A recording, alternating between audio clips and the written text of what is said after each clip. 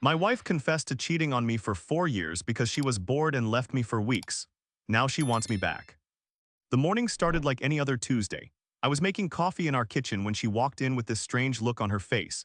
Not sad, not angry, just empty. She sat down at our little breakfast table and just stared at me for what felt like forever. Then she said it, 4 years.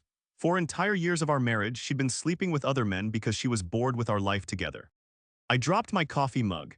The ceramic shattered across our tile floor, spreading brown liquid everywhere, but I couldn't move to clean it up. My brain couldn't process what she'd just told me. We'd been married for 6 years total. That meant two-thirds of our marriage had been a complete lie. She didn't even seem upset about telling me. She explained it like she was discussing the weather. How she'd meet guys at the gym, at work events, even through dating apps while I was traveling for business. She said our routine had become suffocating and she needed excitement. The worst part was how casual she sounded about it all. Then she dropped the second bomb. She was leaving, not just for a few days to think things over, but actually moving out to stay with one of these guys. She'd already packed bags and put them in her car. Everything had been planned out while I was completely oblivious. I stood there in my pajamas, surrounded by broken ceramic and spilled coffee, watching my wife of 6 years walk out of our house like she was going to the grocery store. She didn't even look back. The first week was the worst. I called in sick to work because I couldn't function. I kept expecting her to come back, kept thinking this was some kind of nightmare I'd wake up from. Our house felt enormous and empty. Every room reminded me of her, of us, of what I thought we had together. I called her probably 50 times that first week. Most went straight to voicemail. When she finally answered, she sounded annoyed that I was bothering her. She told me she needed space and time to figure out what she wanted, like I was some inconvenience she needed to deal with later. My friends didn't know what to say. How do you comfort someone whose entire marriage was built on lies? My family was furious with her, but their anger didn't help the hollow feeling in my chest. I'd lost not just my wife, but my best friend, my future, everything I thought I knew about my own life. After 2 weeks of barely eating and sleeping maybe 3 hours a night, something clicked. I got angry. Really, genuinely furious for the first time since she'd left. How dare she destroy our marriage and then act like I was the problem for being upset about it? How dare she cheat for 4 years and then blame it on being bored? I started taking care of myself again, hit the gym every morning before work, started cooking actual meals instead of surviving on takeout and cereal, cleaned the house from top to bottom, threw out everything that reminded me of her. I even repainted our bedroom a completely different color. 3 weeks after she left, she showed up at my door. She looked terrible. Her hair was unwashed, she had dark circles under her eyes, and she seemed smaller somehow. She asked if we could talk, said she'd made a huge mistake. Apparently, living with her affair partner hadn't been the exciting adventure she'd imagined. He was controlling and possessive in ways I'd never been. He didn't want her going out with friends or even talking to her family. The other men she'd been seeing had lost interest once she was actually available instead of married. The thrill was gone when there was no secrecy involved. She cried and apologized and begged me to take her back, said she'd never appreciated what we had until she lost it, promised she'd changed and would never hurt me again. She even offered to go to counseling, to do whatever it took to fix our marriage. But here's what she didn't understand: I had changed too. Those 3 weeks alone had shown me something I'd never realized before. I'd been so focused on making her happy, on being the perfect husband, that I'd completely lost myself in the process. I'd been working extra hours to pay for her expensive hobbies, skipping time with my own friends to spend every evening with her, even changing my appearance because she made comments about my weight. Looking at her crying on my doorstep, I felt nothing, not love, not hate, just complete indifference. The woman I'd loved for 6 years was gone, replaced by someone I didn't recognize or respect. I told her no, not angrily, not dramatically, just a simple, quiet no. She couldn't believe it. She'd expected me to be grateful that she was giving me another chance. When she realized I was serious, she got angry, started yelling about how I was being stubborn and unforgiving, how marriages required work and compromise. That's when I laughed, actually laughed out loud. She was talking about compromise after cheating on me for 4 years because she was bored. She was calling me unforgiving when she'd thrown away our entire relationship for some excitement. She left that night, but she didn't give up. For the next month, she called constantly, sent long text messages about how sorry she was, even showed up at my workplace trying to talk to me. She enlisted her friends to reach out, had her mother call me crying about how heartbroken she was. But something had fundamentally shifted inside me. Every time she contacted me, instead of feeling sad or conflicted, I felt relieved that I'd dodged a bullet. This desperate, manipulative person wasn't someone I wanted to spend my life with. The divorce paperwork was surprisingly straightforward since she'd already confessed to the affairs. I kept the house, she took her car and personal belongings.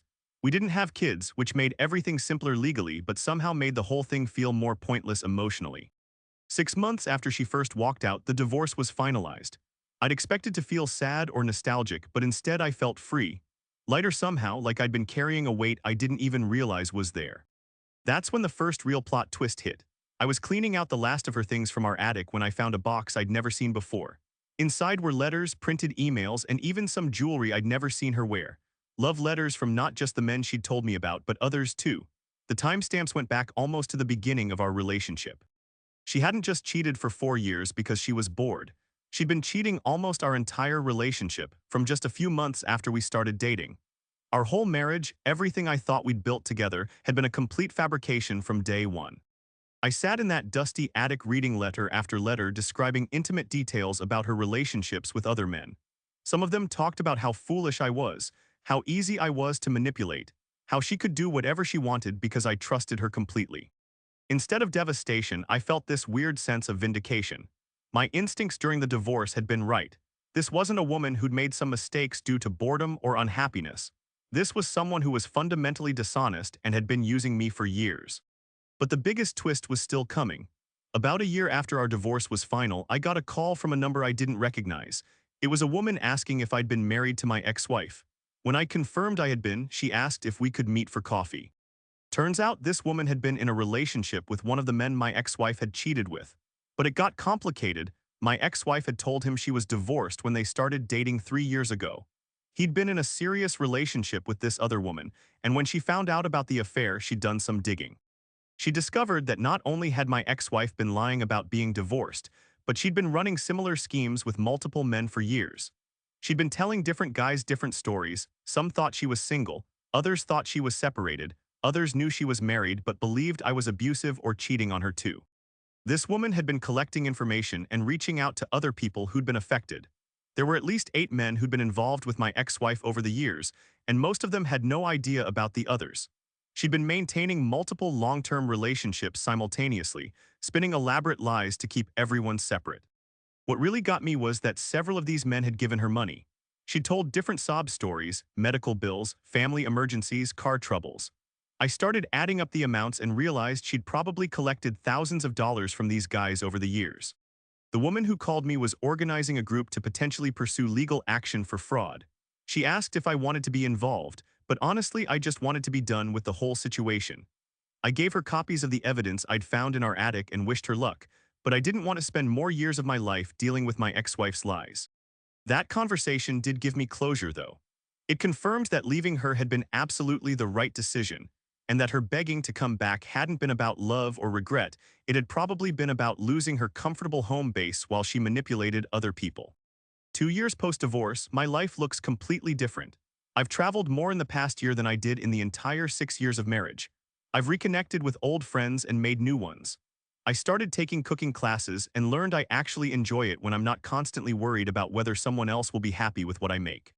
I even started dating again, though I'm taking it very slowly. The trust issues are real, but they're manageable. I know what red flags to watch for now, and I know what it feels like to be valued and respected in a relationship versus being taken for granted. The weird thing is, I'm grateful for everything that happened. Not grateful for the pain or the betrayal, but grateful that I found out who she really was before we had kids together or before I wasted even more years trying to make someone happy who was never going to be satisfied with an honest relationship. Sometimes I wonder if she ever thinks about what she threw away.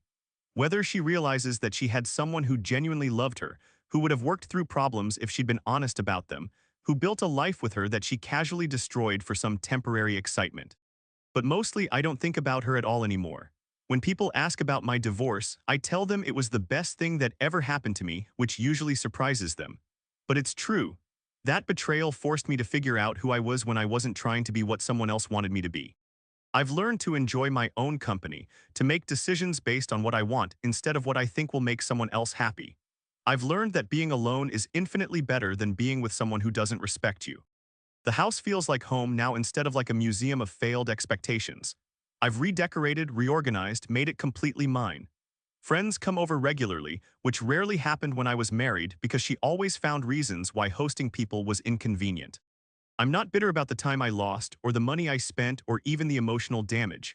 All of that taught me lessons I needed to learn about boundaries, self-respect, and what I actually want from a partner. I know now that I'd rather be single forever than settle for someone who sees me as disposable. The final twist came just last month. I was at a coffee shop downtown when I saw her. She was with a man I didn't recognize and she looked ordinary, not evil or manipulative or even particularly attractive, just ordinary. For years, she'd occupied this huge space in my head as either the love of my life or the person who destroyed it. But seeing her randomly like that, she just looked like any other person. She saw me too and actually waved like we were old friends. The audacity was almost impressive. I nodded politely and went back to my book. No drama, no confrontation, no emotional turmoil. She was just someone I used to know who'd made some really poor choices. That encounter confirmed what I'd suspected for months. I was completely over it. Over her, over the anger, over the whole situation. It was just a chapter of my life that was finished, not something that defined me anymore. Looking back, I can see how many signs I missed or ignored. How many times she was unavailable when she said she'd be somewhere else. How many new interests or changes in routine that didn't quite make sense. How often she picked fights right before I was supposed to go out of town, so I'd leave feeling guilty instead of suspicious. But I don't blame myself for missing those signs. I trusted my wife because that's what you're supposed to do in a marriage. The problem wasn't that I was naive, the problem was that she was dishonest. Those are two very different things. Now when I meet someone new, I pay attention to consistency between words and actions. I notice whether someone respects my time and boundaries. I watch for patterns of behavior over time instead of just focusing on chemistry or attraction. I'm not paranoid or cynical, but I'm definitely more aware. I know that real love doesn't require you to shrink yourself or ignore your instincts. Real love doesn't thrive on deception or manipulation. Real love is built on mutual respect and honesty, even when those things are uncomfortable. The best part of my new life is the peace. I wake up every morning knowing that my day is my own, that the people in my life are there because they want to be, not because they're using me for something. I go to sleep every night without wondering if someone is lying to me or betraying me. That peace is worth more than any relationship built on false foundations. It's worth more than trying to hold on to something that was never real in the first place. So when people ask if I ever regret not taking her back when she begged for another chance, the answer is simple. You can't go back to something that never existed in the first place. What I thought we had was just in my imagination. What we actually had was me being honest while she was lying.